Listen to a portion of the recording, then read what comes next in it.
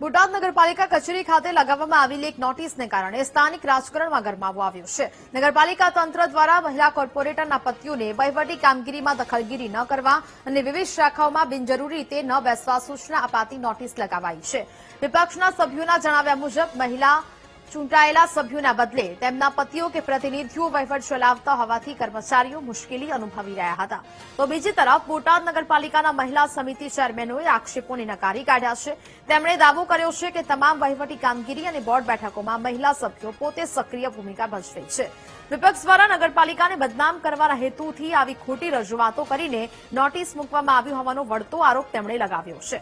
આ નોટિસ બાદ નગરપાલિકામાં પતિ રાજનો મુદ્દો હવે વધુ ચર્ચાસ્પદ બની ચૂક્યો છે। મત આપી અને મહિલા સદસ્યને પોતાના પ્રતિનિધિ તરીકે નગરપાલિકામાં ચૂંટીને મોકલ્યા હોય છે, પણ તેના પતિ કે તેના કોઈ સગા સંબંધીઓ આનો વહીવટ કરી શકે નહીં કે કોઈ અધિકારીઓને પણ હેરાન પરેશાન કરી શકે નહીં અને તેની ખુરશીઓ પર બેસી, અને મેં સાંભળ્યું છે કે તેની ખુરશીઓ પર બેસીને વહીવટ ચલાવતા હોય છે અને ચોપડા પણ તપાસ કરતા હોય છે। તો આ બિલકુલ યોગ્ય નથી। અને જે અત્યારે મને જાણવા મળ્યું છે તે પ્રમાણે જે નોટિસ લગાવવામાં આવી છે નગરપાલિકા દ્વારા, તે કામગીરી ને હું બિરદાવું છું અને આનો અમલ સખતમાં સખત થવો જોઈએ। જે નોટિસ મેળવવામાં આવી છે તે વાસ્તવિક છે। અહીંયા નગરપાલિકામાં માનનીય વડાપ્રધાન શ્રી 50% મહિલાઓને અનામત આપતા હોય અને બેનું દીકરીઓ સક્ષમ હોય રાજકારણમાં, તો તેમના પતિદેવો અથવા તો પ્રતિનિધિઓ તેમને ખુરશીનો મોહ છે। જે ચૂંટાયા નથી, જે લોકોના મત લીધા નથી, એમના પ્રતિનિધિ તરીકે પોતાને ખુરશીનો મોહ છે એટલે એ પોતે આવી અને આ વહીવટ કરવા માટે આવે છે। એટલે હું તો ચીફ ઓફિસર સાહેબને ખૂબ ખૂબ ધન્યવાદ આપીશ કે એમને આવું સરસ કામ કર્યું। ની અંદર જે નોટિસ જે લગાડવામાં આવી છે કે નગરપાલિકાના જે મહિલા સભ્યો હોય તેમના પતિ અહીં આવી અને જે વહીવટ કરતા હોય તે ન કરવો તે માટે આ નોટિસ લગાડી છે। તે બદલ હું નગરપાલિકાના પ્રમુખ તેમજ જે અહીંના અધિકારીઓ હોય તેમને હું બિરદાવું છું કે આવી નોટિસ રાખવી પડે। આમાં મહિલાઓને સરકાર એમ કહે છે કે મહિલાઓને આગળ લાવી, તો આમાં મહિલાઓ કઈ રીતે આગળ આવશે?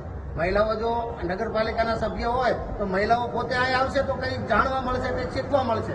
એમના પતિ જ વહીવટ કરશે તો એ શું જાણશે અને શું શીખશે? જે કામ કોઈ પણ વ્યક્તિને સોંપ્યું છે એ જ કરે છે, બરોબર? કોઈ પ્રતિનિધિ કે તેમના પતિઓ કરતા નથી। તમે ચેરમેન છો, તમારો જે વિભાગ આવે છે તેમાં વહીવટ તમે જ કરો? હા, હું મારી શાખામાં જઈને બધી અપડેટ ને બધું લઉં છું। મારું લેડીઝ કામ અમે લેડીઝ જ સંભાળી છે, મહિલા જ આવે છે, પ્રતિનિધિ કોઈ આવતા નથી। મારા પ્રતિનિધિ પણ નથી આવતા અને અન્ય મહિલાઓના પણ કોઈ પ્રતિનિધિ આવતા નથી।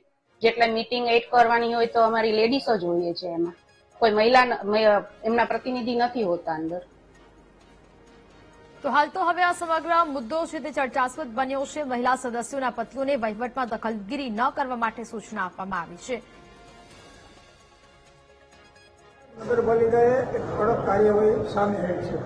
નગરપાલિકાના જે મહિલા સદસ્યો છે તેમના પતિઓ દ્વારા, તેમના પ્રતિનિધિઓ દ્વારા જે અહીંયા નગરપાલિકામાં આવતા હોય છે, વહીવટમાં દખલ દેતા હોય છે, તેને લઈ નગરપાલિકાને અલગ અલગ જગ્યાઓ પર એક નોટિસ બોક્સની અંદર ચેતવણી આપવામાં આવી છે, નોટિસ મારવામાં આવી છે। હું આ દ્રશ્યમાં દેખાડી છે નગરપાલિકાનું નીચેના માળે નોટિસ બોર્ડ આવેલું છે, તો તેની અંદર સ્પષ્ટ લખ્યું છે કે નગરપાલિકામાં મહિલા સભ્યોના પતિઓને નગરપાલિકાના વહીવટમાં દખલ કરવાનો કોઈ અધિકાર રહેતો નથી। તેમ છતાં તે મહિલા સભ્યોના પતિઓ નગરપાલિકાના વહીવટમાં દખલગીરી કરવામાં આવે છે, જે બિનઅધિકૃત છે। આવી રીતે આ નગરપાલિકાના બિલ્ડિંગની અંદર અલગ અલગ જગ્યાઓ પર, દિવાલો ઉપર જે નોટિસો છે એ ચીપકાવવામાં આવી છે અને જેના કારણે નગરપાલિકાની અંદર કંઈક ને કંઈક મહિલા જે સભ્યો છે તેના પતિઓ દ્વારા જે વહીવટની અંદર હોય, કચેરીઓની અંદર એટલે કે ચેમ્બરોની અંદર અધિકારીઓની ખુરશીઓ પર બેસવાની વાત હોય, આ તમામ બાબતો ઉપર તેઓને પ્રતિબંધ પણ મૂકવામાં આવ્યો છે અને કહી શકાય દખલગીરી કરવા આવનાર અને બિનજરૂરી આવનાર મહિલા સભ્યના પતિઓ માટે નગરપાલિકા દ્વારા નો એન્ટ્રીની નોટિસો આપવામાં આવી છે। ત્યારે અહીંના સ્થાનિક લોકો, શહેરીજનો અને નાગરિકો પણ નગરપાલિકાની આ જે કામગીરી છે એને બિરદાવી રહ્યા છે। Raju Varaiya, VTV News, Botad.